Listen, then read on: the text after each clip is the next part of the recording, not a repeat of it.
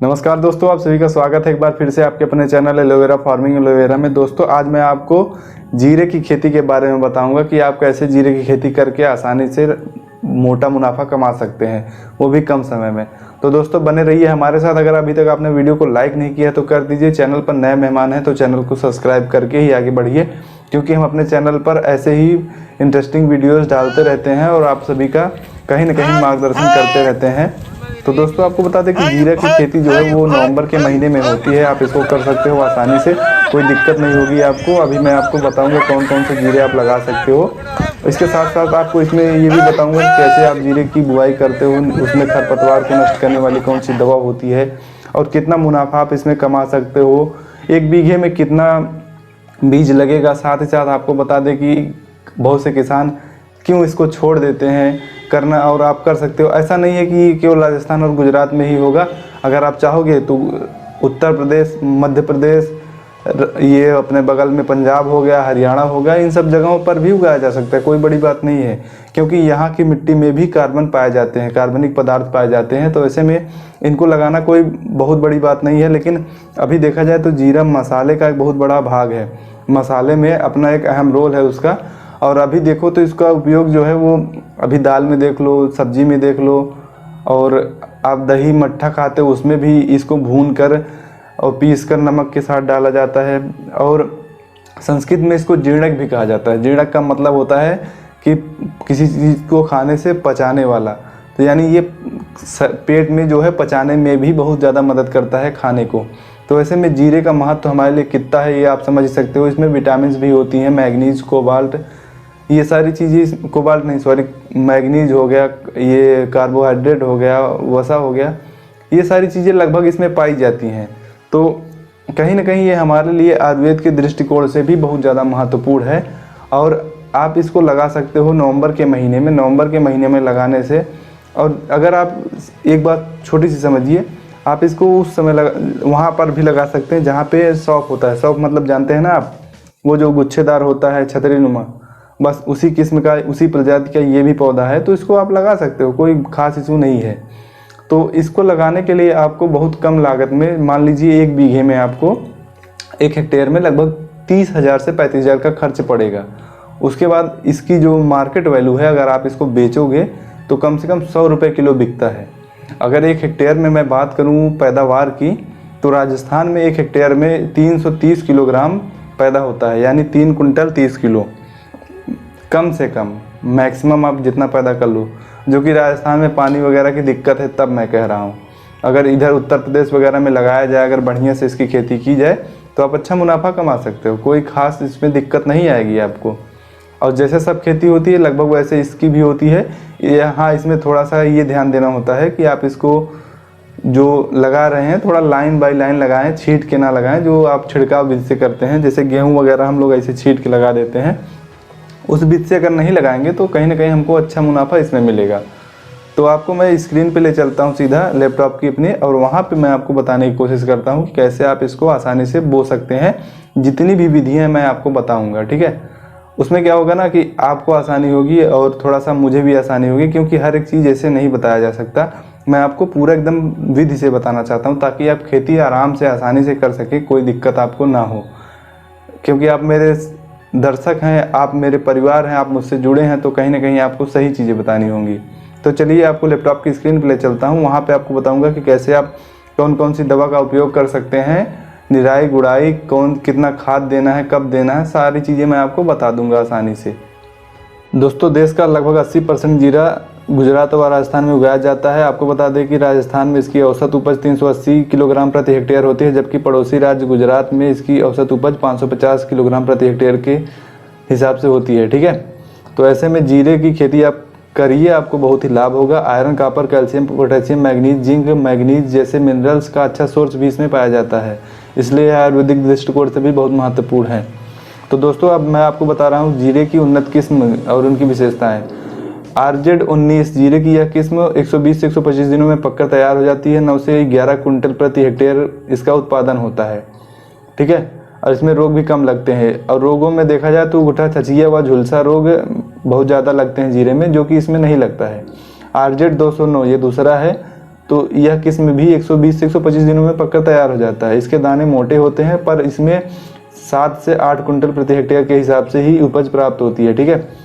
तीसरा जो है वो GS4 है। GS4 जो है वो 105 से 110 दिनों में पककर तैयार हो जाता है, यानी लगभग सेम है, लेकिन इसमें जो पैदावार है वो 7 से 8 कुंटल होता है, ठीक है।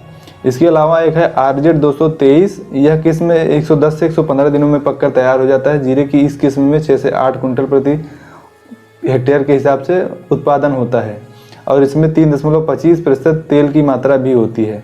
सबसे महत्वपूर्ण बातें, जीरे की खेती से पूर्व जानने वाली महत्वपूर्ण बातें, इसको आपको जानना चाहिए। जीरे की खेती के लिए उपयुक्त समय नवंबर माह के मध्य का होता है, यानी 1 से 25 नवंबर के बीच आपको जीरा लगा देना चाहिए, ठीक है, बो देना चाहिए। जीरे की बुआई की छिड़काव विधि नहीं करते हुए कल्टीवेशन से 30 सेंटीमीटर के अंतराल में पंक्तियाँ बनाकर करना चाहिए, क्योंकि ऐसा करने से जीरे के फसल में सिंचाई करने व खरपतवार को निकालने में समस्या नहीं होती है, ठीक है। इसके अलावा आपको बता दें कि जीरे की खेती के लिए शुष्क एवं साधारण ठंडी जलवायु सबसे उपयुक्त होती है। बीज पकने की अवस्था में अपेक्षाकृत गर्म एवं शुष्क मौसम जीरे की पैदावार के लिए अच्छा होता है, ठीक है। ये सारी चीज़ें मैं बता रहा हूँ, आप ध्यान से सुनिए, क्योंकि यही आपके लिए महत्वपूर्ण है अगर आप जीरे की खेती करना चाहते हैं तो। जीरे की फसल के लिए वातावरण का तापमान 30 डिग्री सेल्सियस से 10 डिग्री सेल्सियस से के बीच होना चाहिए, समझ रहे हैं। इससे कम या ज़्यादा होगा तो आपके लिए नुकसान करेगा। यानी आप इसको मध्य प्रदेश, राजस्थान या गुजरात, इसके अलावा उत्तर प्रदेश और हरियाणा, इन सब जगहों पे लगा सकते हैं इसको। लगभग यहाँ का मौसम ऐसे ही रहता है। अधिक नमी के कारण फसल में छाछे या झुलसा रोग का प्रकोप हो जाता है, ठीक है। इसलिए ऐसी जगह पे इसको ना लगाएं जहाँ पे नमी ज़्यादा हो। जहाँ पे ज़्यादा पाला हो, पालाग्रस्त क्षेत्र हो, वहाँ पर भी इसकी फसल अच्छी नहीं होती है। वैसे तो जीरे की खेती सभी प्रकार की मिट्टी में की जा सकती है, लेकिन रेतीली, चिकनी, बलुई, दोमट मिट्टी में जिसमें कार्बनिक पदार्थों की मात्रा अधिक हो, वहाँ पे इसका जो है बहुत अच्छा से ग्रोथ होता है। अब जीरे की सिंचाई जो है वो फव्वारा विधि से अगर आप करते हैं तो उसमें आपको लाभ मिलेगा। फव्वारा विधि से करने से लगभग सब पौधे पे बराबर मात्रा में पानी पहुँचता है। दाना पकने के समय सिंचाई नहीं करनी चाहिए, इससे जो बीज हैं वो हल्के हो जाते हैं, ठीक है।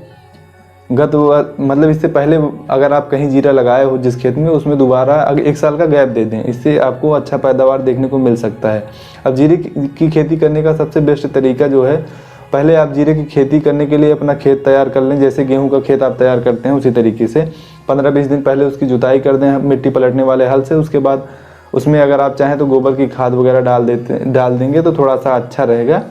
और इसके बाद इसको आप बाद में रोटावेटर जो होता है, रोटावेटर से आप इसकी बराबर पाटा चला के अच्छे से इस खेत को बना लें। उसके बाद उसमें आप लगा सकते हैं। और आपको बता दें कि 1 बीघे में 2 किलोग्राम बीज लगता है, जिसमें अगर आप चाहें तो 2 ग्राम कार्बेंडाजिम नामक दवा को प्रति किलोग्राम बीज के साथ उपचारित कर सकते हैं। इससे क्या होगा कि कोई भी रोग लगने से पहले एक बार बचाव हो जाएगा। हमेशा 30 सेंटीमीटर की दूरी बराबर रखें। सीड ड्रिल मशीन का उपयोग अगर हो तो कर लीजिए। खाद का उपयोग आप इसमें कर सकते हैं। बुआई से 2-3 सप्ताह पहले गोबर की खाद भूमि में मिलाना लाभदायक होता है। यदि खेत में कीटों की समस्या है तो आप इसमें क्विनाल फास 1.5% 20 से 25 किलोग्राम पानी में मिलाकर प्रति हेक्टेयर की दर से खेत में डाल दें। अच्छी तरह से मिला लें, लाभदायक रहेगा, ठीक है। इसके साथ साथ आपको बता दें कि इसमें जीरे की फसल को 30 किलोग्राम नाइट्रोजन, 20 किलोग्राम फास्फोरस व 15 किलोग्राम पोटास उर्वरक प्रति हेक्टेयर की दर से दे सकते हैं आप। इससे आपको लाभ मिलेगा, ठीक है। सिंचाई करने की बात करें तो जीरे की बुआई के तुरंत बाद एक हल्की सिंचाई कर देनी चाहिए। उसके बाद 8 से 10 दिन बाद आप दूसरी सिंचाई कर दें ताकि जो बीज बचे हों वो भी अंकुरित हो जाएं। इसके बाद आप 8 से 10 दिन का गैप दे के 2-3 सिंचाई और दे सकते हैं। उसके बाद 20 दिन का अंतराल देकर दाना बनने तक 3 बार सिंचाई और करनी चाहिए। यानी आप नमी बना के रखेंगे तो जीरे की फसल अच्छे से ले सकते हैं, ठीक है। खरपतवार को नियंत्रण करने के लिए आप इसमें पेंडिमिथिलिन खरपतवार नाशक दवा 1 किलोग्राम सक्रिय तत्व 1 किलोग्राम जो है उसको आप 500 लीटर पानी में मिलाकर प्रति हेक्टेयर के हिसाब से डाल सकते हैं, छिड़काव कर सकते हैं। यानी आप इसको जिस दिन आप जीरे की बुआई कर रहे हैं और उसके बाद हल्की सिंचाई कर रहे हैं, उसके दूसरे दिन आप इसको डाल सकते हैं। इसके बाद 20 से 25 दिन बाद जब दाना निकल आए, जब दाना हो जाए तो एक बार आप इसकी गुड़ाई करवा सकते हैं। तो इसमें से आपको लाभ देखने को मिल सकता है। अब आपको बता दें कि जीरा जब पक जाए, भूरे रंग का हो जाए, तो आप इसकी कटाई कर सकते हैं। आप इसको हाथ से भी उखाड़ सकते हैं, जैसा कि वीडियो में दिखा रहा होगा। पौधों को अच्छे तरीके से सुखाकर इसको आप निकाल सकते हैं। इसमें जो लाभ की बात करें, 7 से 8 क्विंटल प्रति हेक्टेयर प्राप्त हो जाता है प्रति हेक्टेयर। जीरे की खेती में लगभग 30 से 35 हज़ार का खर्च भी आता है प्रति हेक्टेयर के हिसाब से। अगर इसमें शुद्ध लाभ की बात करें तो ये 100 रुपये प्रति किलोग्राम के हिसाब से तो आपका बिकेगा ही बिकेगा। और इसमें जो लाभ होगा 40 से 50 हज़ार प्रति हेक्टेयर के हिसाब से आपका शुद्ध लाभ होगा, बचत। तो ये थी आज की वीडियो, और मैंने लगभग चीज़ें आपको बताने की कोशिश की। जो दवा है उसका मैंने नाम डिस्क्रिप्शन में दे दिया है, आप इसको लगा सकते हो। तो ऐसे मैं आशा करता हूँ आपको वीडियो पसंद आएगा। अगर वीडियो पसंद आएगा तो एक लाइक कर दीजिए, चैनल को सब्सक्राइब करके ही आगे बढ़िएगा। और आपको ऐसी इंटरेस्टिंग जानकारी मैं अपने वीडियो को इस चैनल के माध्यम से देता रहूँगा। तो आप हमारा परिवार में जुड़े रहने के लिए धन्यवाद आप सभी का। मिलते हैं अगली वीडियो के साथ अगले हफ्ते। धन्यवाद।